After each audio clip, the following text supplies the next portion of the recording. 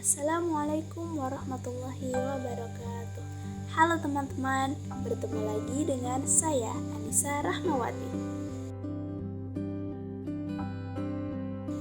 Nah teman-teman, ketika kita di ruang publik atau di tempat umum untuk melaksanakan berbagai aktivitas baik secara individu maupun berkelompok, biasanya kita akan menemukan informasi publik. Nah, saat teman-teman membaca informasi di ruang publik, itu mungkin terkadang merasa ada yang janggal atau merasa ada yang keliru seperti itu. Pernahkah seperti itu? Nah, misalnya saat ini penggunaan bahasa asing di ruang publik itu semakin sering digunakan. Pemerintah dan masyarakat semakin marak menggunakan istilah asing di ruang publik karena dianggap lebih menarik. Sehingga penggunaan bahasa Indonesia sebagai bahasa nasional sering keliru. Nah, pada video kali ini saya akan menyampaikan beberapa kekeliruan dalam penulisan yang saya temukan di ruang publik. Simak terus videonya ya. Oh iya teman-teman, video ini tidak bermaksud untuk merendahkan, menjelekkan, atau menyalahkan produk atau instansi tertentu. Baik teman-teman, berikut beberapa contoh kekeliruan penulisan yang saya temukan di ruang publik. Yang pertama, saya menemukan penulisan nama bangunan atau gedung yang keliru, yaitu penulisan gedung seharusnya ditulis gedung, karena gedung adalah bentuk baku dan tercantum dalam KBBI atau Kamus Besar Bahasa Indonesia. Lalu, kekeliruan selanjutnya adalah semuanya menggunakan huruf kecil yang tidak sesuai dengan pedoman umum ejaan bahasa Indonesia.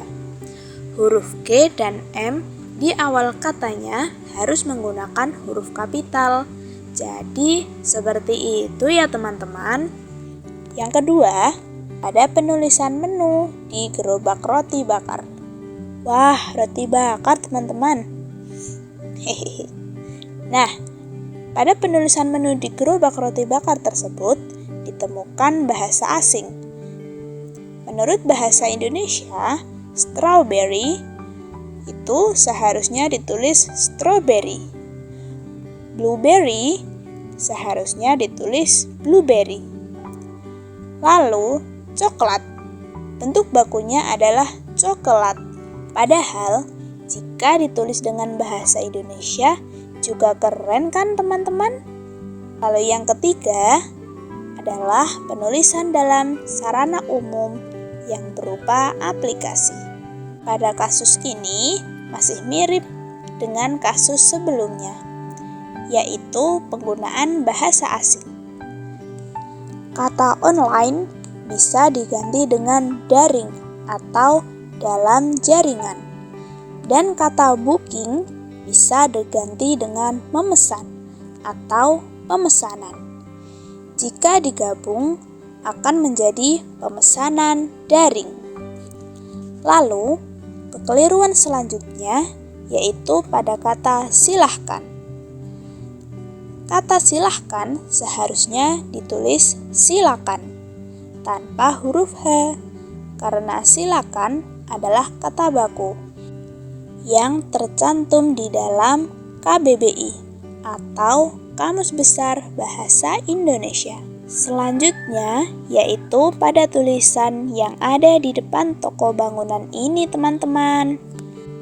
Kekeliruannya yaitu pada kata amplas. Kata tersebut tidak baku ya teman-teman. Kata yang baku adalah ampelas, yang artinya kertas yang berlapis serbuk kaca dan sebagainya untuk menggosok atau melicinkan kayu, besi, dan sebagainya. Lalu, yang selanjutnya yaitu pada kata hubung atau partikel yang ada di produk ini teman-teman. Menurut kaidah bahasa Indonesia, kata tugas seperti untuk, dan, atau, dengan, dan lain-lain tidak memerlukan huruf kapital kecuali berada di awal kalimat, atau bagian dari nama resmi yang telah dibakukan. Huruf kapital hanya digunakan pada kata yang merupakan nama diri, judul, atau istilah khusus.